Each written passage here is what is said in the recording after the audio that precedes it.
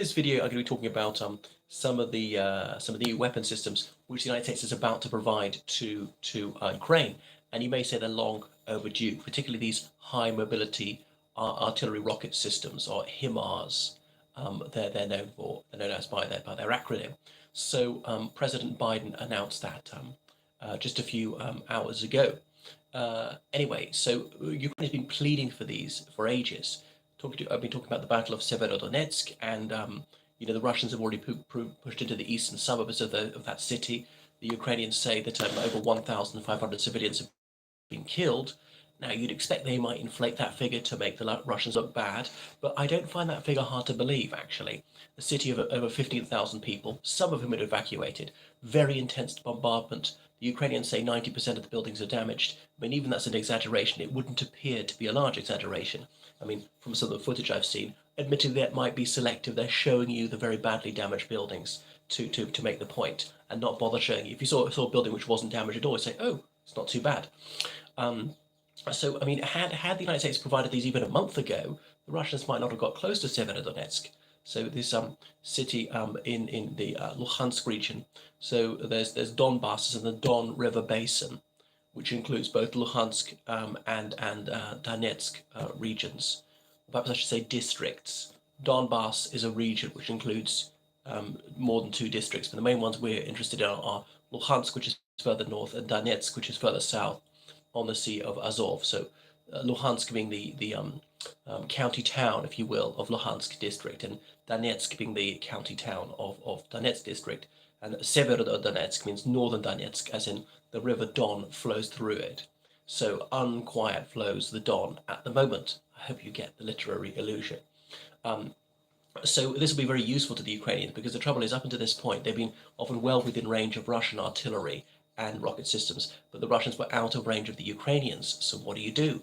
Do you go further forward towards the Russians, so you'll get in range of them? But obviously you can be shelled all the time, and there'll be Russian infantry in the way, and your rocket systems and your artillery are quite big. They're not easy to hide.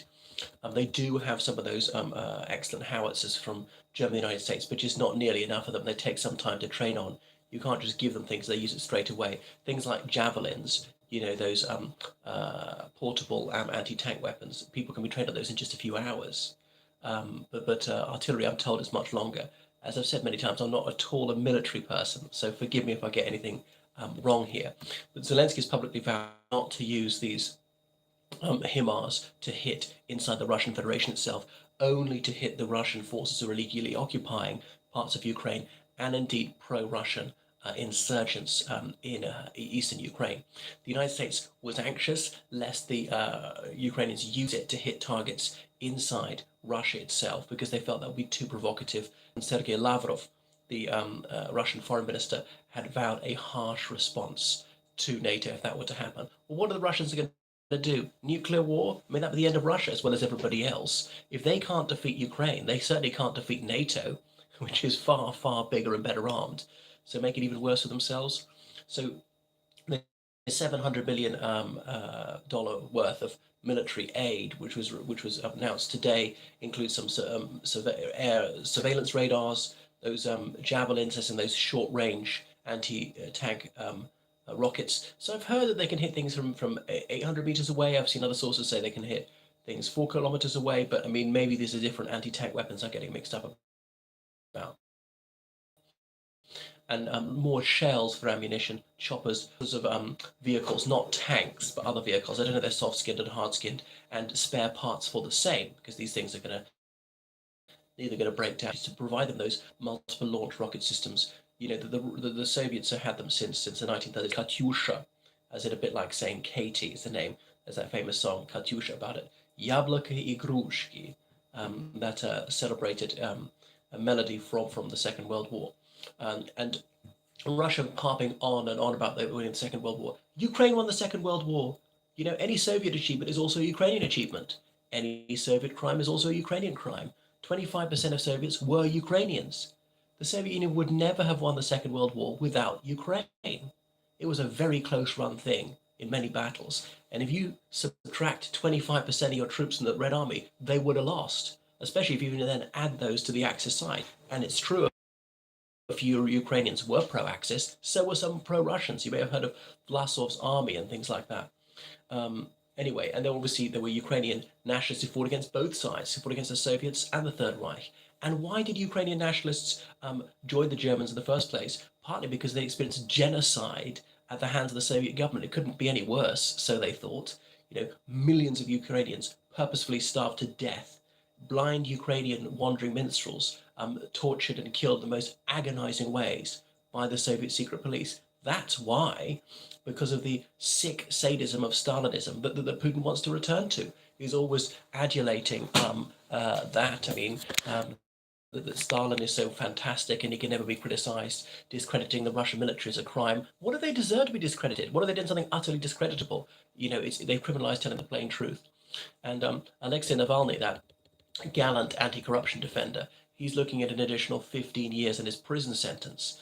But I thought he might be discreetly murdered because Putin will calculate, with hundreds of people being killed in Ukraine every day, who's going to miss him? I mean, what difference does it make? Now, Zelensky submitted to between 60 and 100 Ukrainian soldiers being killed every day. Now, I mean, I would go at the higher end of that estimate. It's never going to be lower than he actually says.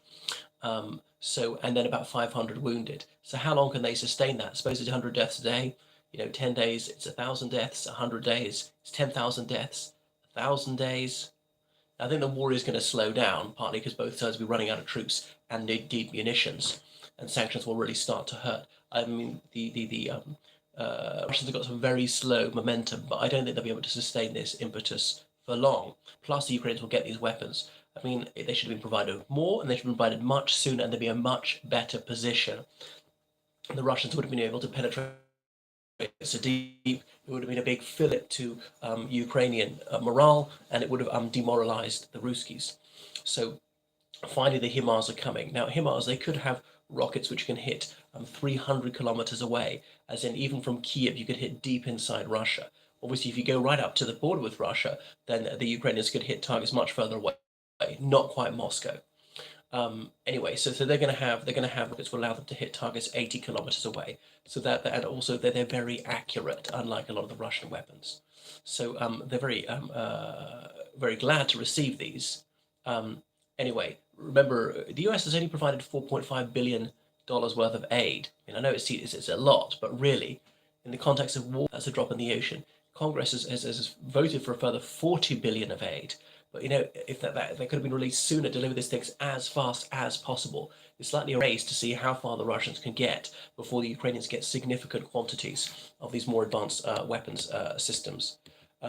Anyway, so will it be a game changer? I think it'll certainly slow the Russians down. It'll be a real headache for them. I mean, the Ukrainians, what they would also like to do is they could use these rocket systems to blow up bridges and tunnels and so on inside Russia, and then cut off Russian supplies. They wouldn't be able to bring forward ammunition, fuel, food, reinforcements to bring back wounded soldiers, stuff like that. But they'll be told they can't do that. There are other weapon systems which they can do that, or indeed have their special forces cross the border and start blowing these things up.